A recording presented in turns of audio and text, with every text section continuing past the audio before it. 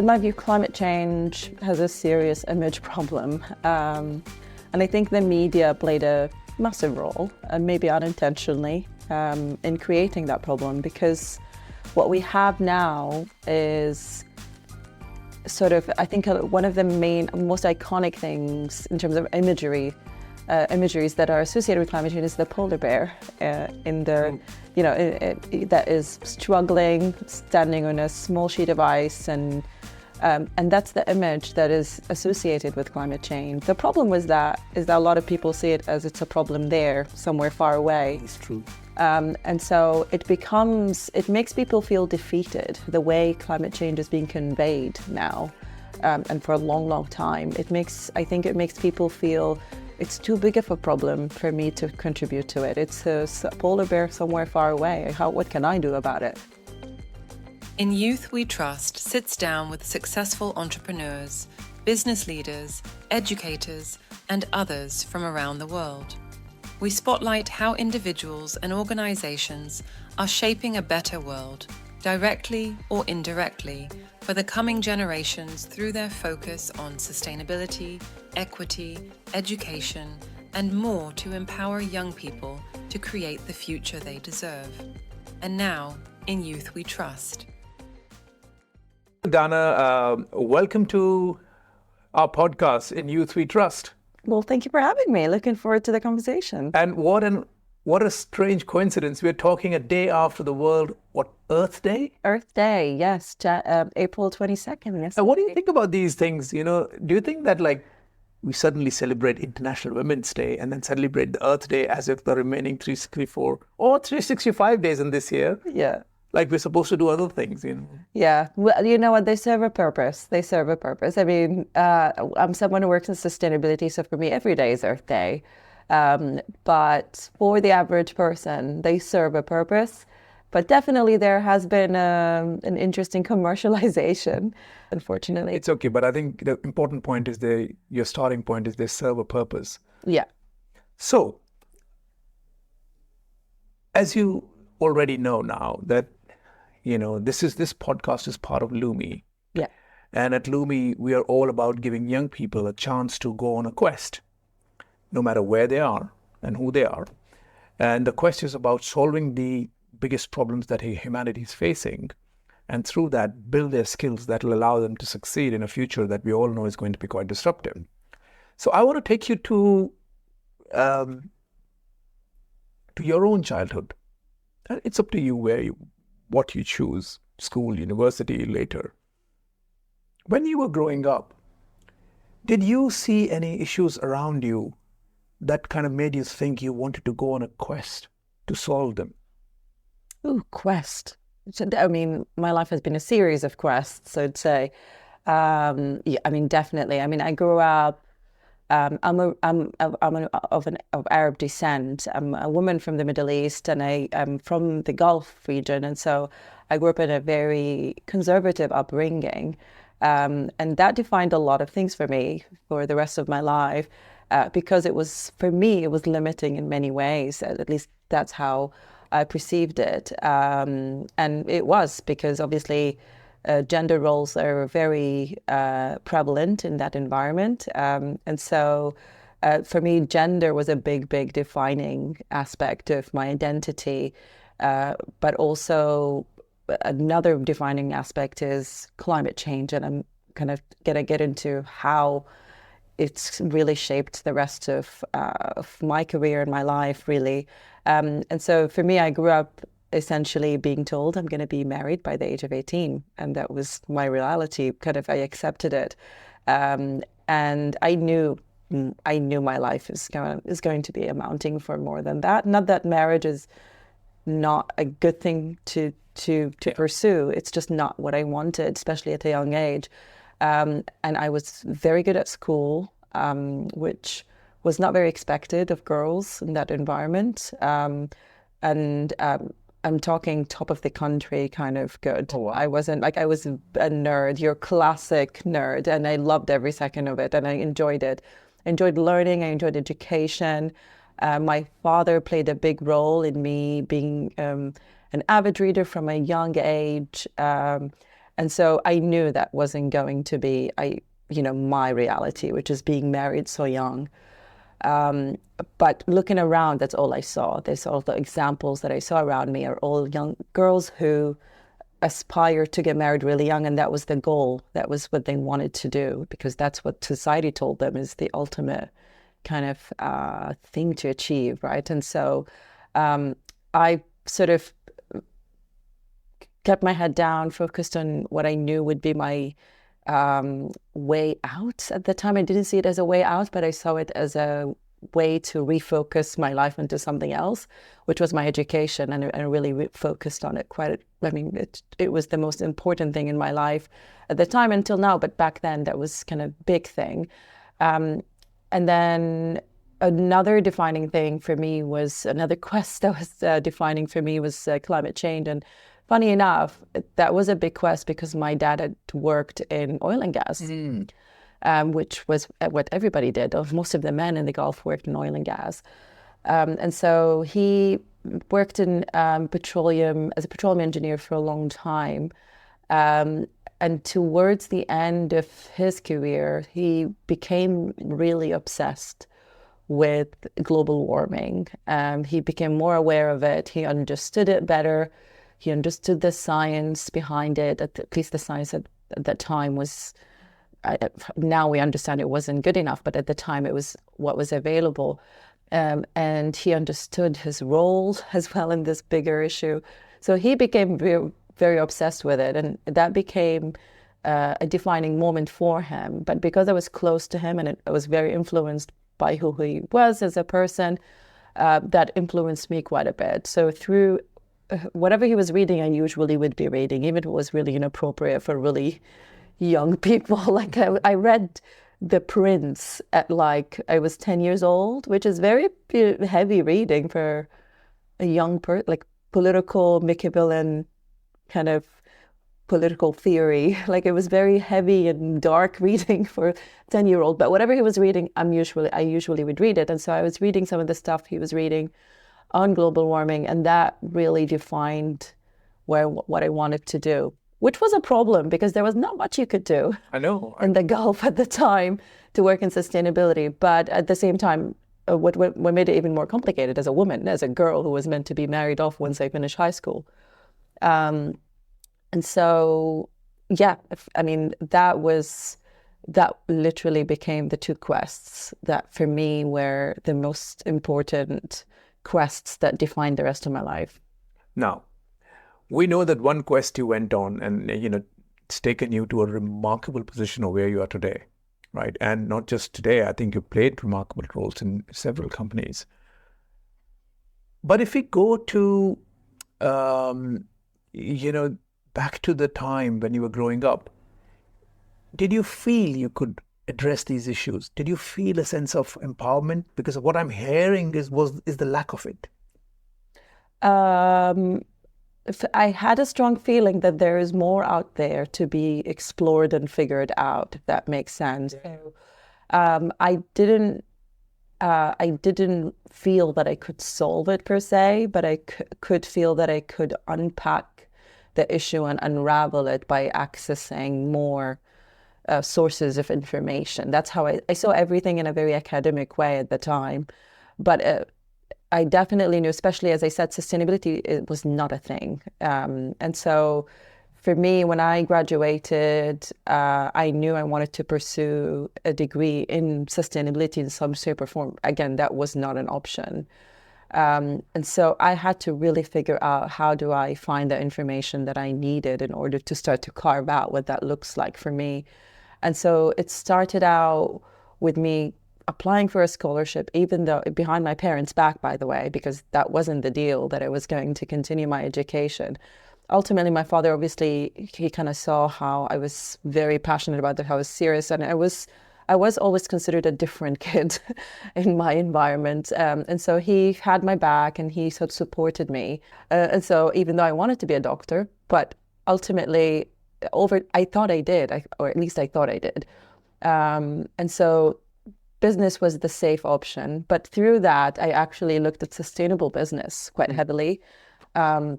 At the time, we moved to the US because my dad had a secondment in the US, and that worked really well for me to get my degree there. And through that, and even in the US, believe it or not, there was no such thing as sustainable business as a degree. And so I had to really figure out how to do it. So I've spoken to a number of professors in the business school at Carnegie Mellon, and it turns out I wasn't the only one who's interested in it. So there was a number of students who were looking to pursue this a bit more seriously, and the role of companies in conserving the planet, since they are tapping into the resources of the planet. And so that became a quest of its own. How do we create something out of nothing? And so the business ethics professor took on that responsibility of creating a degree of sustainable business. Oh, wow. So you were able to influence. Yeah. And I think and it wasn't alone. And that's, I think, a big lesson for me is you think you're alone. You think you're going to pursue these issues on your own because they're very unique to you. But the minute you start unpacking them, you start to unravel them, and you start to realize you're not alone. And a lot of people actually, you will find your tribe, if you will. And that's exactly what ended up being the case. I found so many other people across the campus who are even, who are actually, some of them were really influential because they're part of various societies. They're really connected within the university. And so, yeah, something was created out of nothing. But then, if you look around you, now you've been in the Middle East, you've been in the US, you've been living in the UK. If you look around, do you feel that young people like you are getting more opportunities today than they used to? Are they getting more opportunities? Absolutely, especially in my field. I mean, to be a young person wanting to pursue sustainable development and sustainability, I mean, it's incredible. The number of opportunities, even in the region that when I wanted to pursue it when I was young, I couldn't find opportunities, and now it's on the rise and it's beginning to thrive as an area.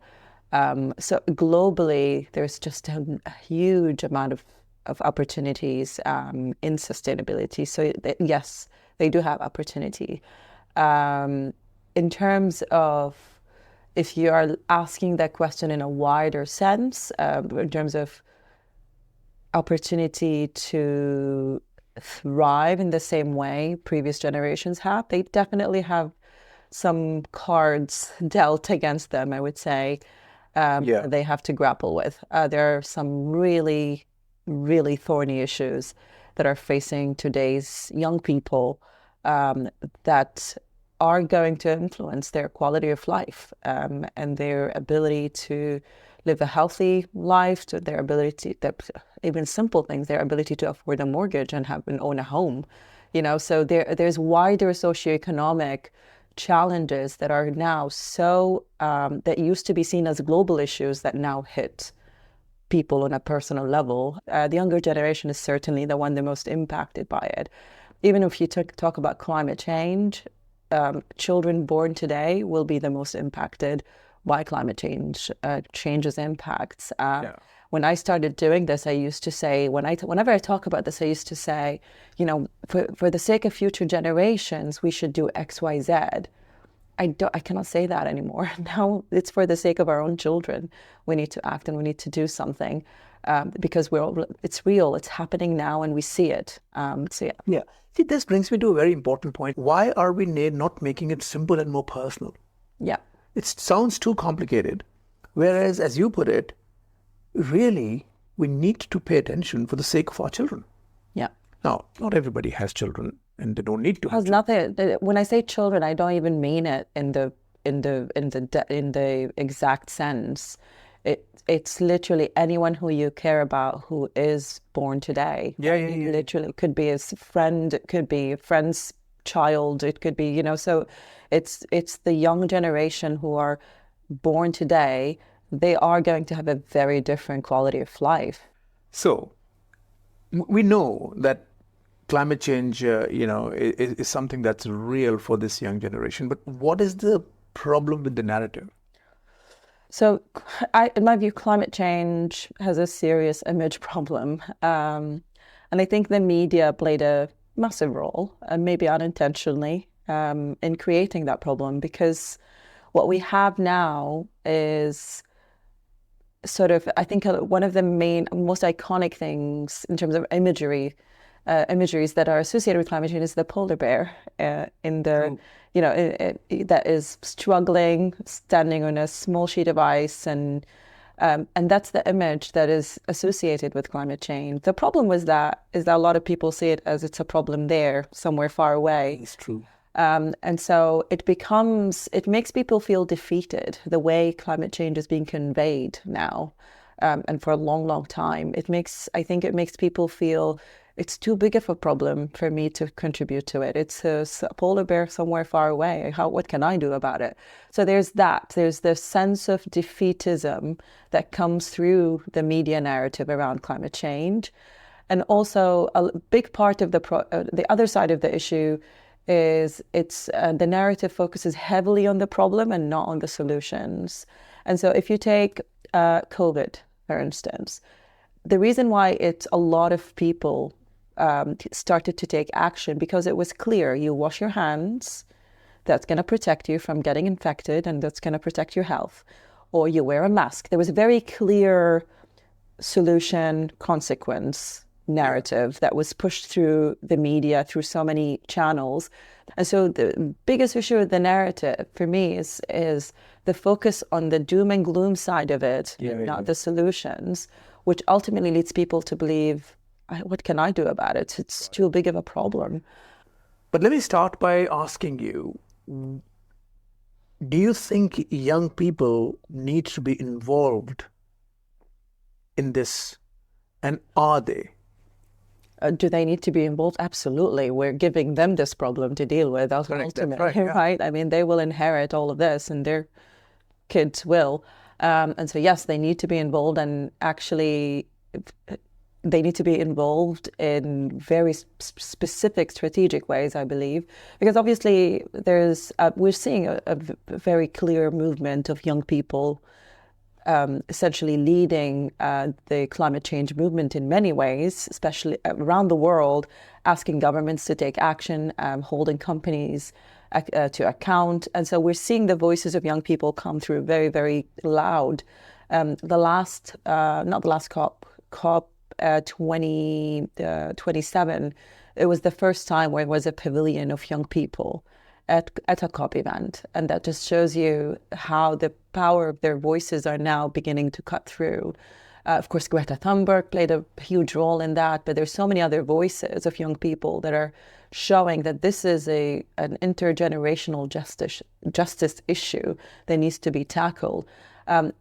But the challenge is, I think, we're not giving young people clear direction beyond a sort of demonstration, beyond protests, because that's one route, and activism is definitely a very important route. But there are other points in the system where they need to be present and where their voices need to be present. We need more young people in policy and in policy positions and in government positions that can influence the kind of policies that are in place tackling climate change. We need more young people on the corporate side.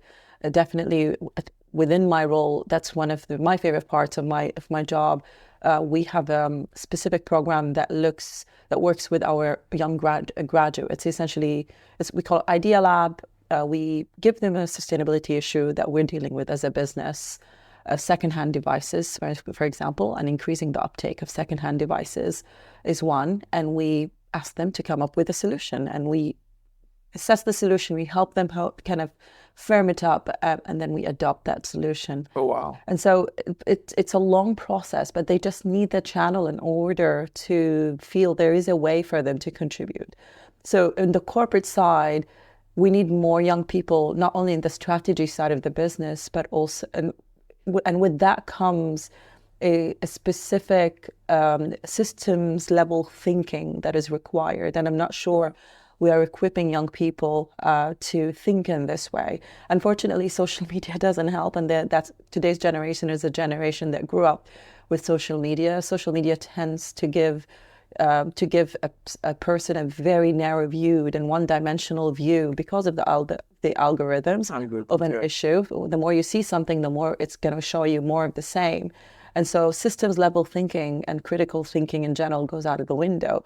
And so for you to be pursuing to solve sustainable development issues, systems level thinking is one of the most fundamental skills. Just explain to me systems level thinking, just because not everybody understands that. So systems level thinking essentially, especially if you're talking about climate change, the way carbon accounting works, if you emit carbon in one part of the system, it's not just going to stay there. There's a lag effect that's going to stay in the atmosphere for a very long time. That's one. Two, it's not going to stay in the same place. It's going to affect a very vast geographical area. So there is a geographic lag, but also temporal lag because of the time it takes for CO2 to be, let's say, processed out of the atmosphere.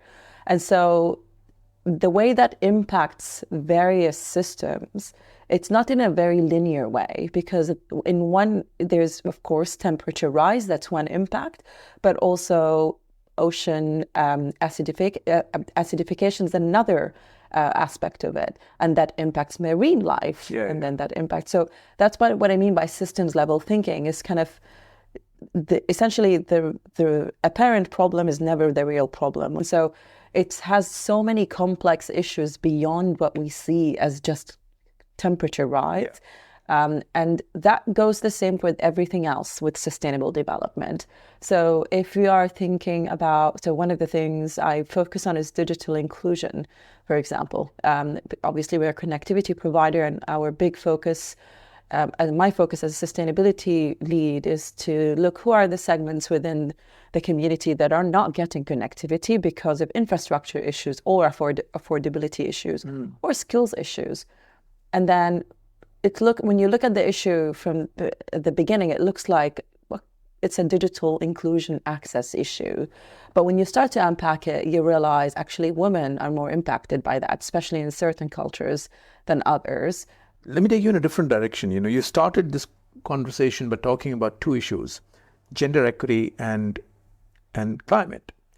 Now, what do you think is the role of women when it comes to climate? And how much is that happening? That's a whole other kind of field as well. The impact of climate change on women in particular is definitely an interesting area of research. The most recent example, which was very vivid and very specific, but it just shows you how it goes down to very specific layers in the floods in Pakistan, which was 2 years ago now. 2 years ago, yeah. That was of a whole other level. I mean, it was something that we have not witnessed in a long time before at that level. One of the most impacted groups were actually women, and you'll never believe why. It's because of the traditional way they dressed. They couldn't swim, and so they were wearing traditional clothes that made it kind of more difficult for them to essentially swim in the floods. That's very specific, but it just shows you how when you unpack the issue to its absolute basics, you can really kind of begin to dig into how these impacts kind of sometimes can be unforeseen and completely neglected because they're just too specific. But so that's one layer. But if you are taking it on a kind of bigger picture level, the fact that women and birthing people in general get pregnant during the summer in particular, when especially now we have heat waves, there have been a number of studies showing how that impacts their health and their pregnancy, and also their in terms of blood pressure, in terms of their ability to manage their insulin, and that ultimately translates onto the baby as well. So let's talk about what you're doing here at Virgin Media O2. There's a lot of focus you have there. First, just you've given me an example of how you work with graduates, but in general, are there other ways in which you are engaging young people? Yes, young people, absolutely. I mean, young people in the external work that we do, they have been a big part of the way we shape the strategy. And so especially our strategy is centered on three main areas: carbon reduction in our business and decarbonizing the business, and that's a basic requirement for any business, really, especially one of our size. And then secondly, circularity and our huge focus on e-waste, and young people in particular are very interested in this area. And then thirdly, digital inclusion and data poverty, and looking at those segments that cannot afford connectivity or cannot access it, and figuring out how do we provide that. And so in terms of the way we've partnered with young people, we have been used kind of tapping into the power of young people from the very beginning. And so on the issue of e-waste, for example, we've worked with an organization called Hubbub, which works with Gen Z, and now we're looking at even younger generation, because they are kind of accessing connectivity a lot younger now than before, and essentially looking at secondhand devices uptake, and looking at, first of all, what are the barriers and what are the opportunities? And we've just published a report a few months ago that looks at attitudes of young people towards secondhand devices and e-waste. We have our as well Youth Advisory Council, who is a big part of the way we implement the strategy, and they hold us to account, and they are vocal and they do not hold back, which we love, and they definitely kind of question everything that we do around sustainability, but in particular around circularity, including the way we kind of make our repair services easy and easy to access and affordable. They question our kind of recycling program and the way people can access it. So they've been really important in making sure we're grounded in what matters to them. For any young person who watches this episode, how does one get into the Youth Advisory Council? And how old are these people? This episode is brought to you by Lumi.network. We're on a mission to help the next generation prepare to take on the world. Our AI-augmented platform runs quests that help 10 to 25-year-olds shape their future by developing AI, entrepreneurship, and design thinking skills to solve the most pressing business and social issues. If you or your organization wants to impact the next generation positively, we'd love to talk to you. To learn more, visit Lumi.network. You are someone... They are 18 till 25. 18 to 25, okay. University students or somebody who's left high school. Yeah, university students. Reach out to us through any of our social media channels. That's how we ended up hiring some of the people that we have on the Youth Advisory Council. But we also, a lot of the work that we do in circularity is based in universities, actually. Okay. For example, we've been running device repair workshops in universities, because we believe device repairs is a great skill that young people need to learn. And we've been seeing great uptake. It's just been incredible to see the interest. And a lot of it is driven not always by environmental concerns. In some cases, and the majority, that's the reason. But in other cases, it's affordability, because it's exactly. So for them, it just makes it's a much more financially viable option. And then adding to the problem. Wow. Yeah. Kind of moving beyond, how's it being inclusive? And I'm not just talking inclusive in terms of gender or I'm talking also internationally. Now, you're a part of a big Spanish group, Telefonica. Yeah. So is this extending internationally, some of the work? So a short answer, if I'm being very specific, is no, because we are Virgin Media O2 is a UK entity. We're UK based. Okay. We serve the UK market, but indirectly we do, because of our supply chain. Our supply chain is vast. That's right. Yeah. Again, systems thinking. Systems thinking, exactly. So our supply chain is huge, and it spans the whole globe. And so we do a lot of work in order to ensure that our supply chain is managed in a responsible way, and we're managing what we call our Scope 3 emissions, which are the emissions that are within the supply chain, are managed and reduced, and we have a target to be net zero by 2040. And so for us, while directly we are kind of UK focused company or business, indirectly our impact definitely, as we call them, you have the footprint. but we also have your touch print, as we call them, which is sort of all the areas that your business touches. And for us, that's our supply chain, and that's definitely global. Great. That's a nice term, touch print. I've never heard that before, but I'm sure that we'll probably try and use that as one of those interesting things coming out of this discussion. So, a lot to think about. Okay, so let's look at the future. How do you visualize 2040? Oh my gosh. Okay. And I'm going to have to imagine that I have a magic wand of some sort. Not because I'm cynical or pessimist. That's not the point. It's just I'm aware of, I know too much, I think, in terms of the kind I of... think that's what people should know too. I think so. That's why, that's the whole purpose of this discussion. Definitely, I mean, there are a few things that any person who works in sustainability keeps an eye on. For me, it's COP events and the importance of COP events. I know people are getting frustrated with them because they're getting a bit too big to be strategic sometimes. I'm hoping by 2040 there's certain milestone decisions that would have been made and committed to by 2040. Definitely on the sort of there's the nationally determined contributions, for example, that countries have made. They're voluntary. I'm hoping they will not be voluntary by 2040, and that we will be holding countries to account in terms of what they are doing to tackle the issue.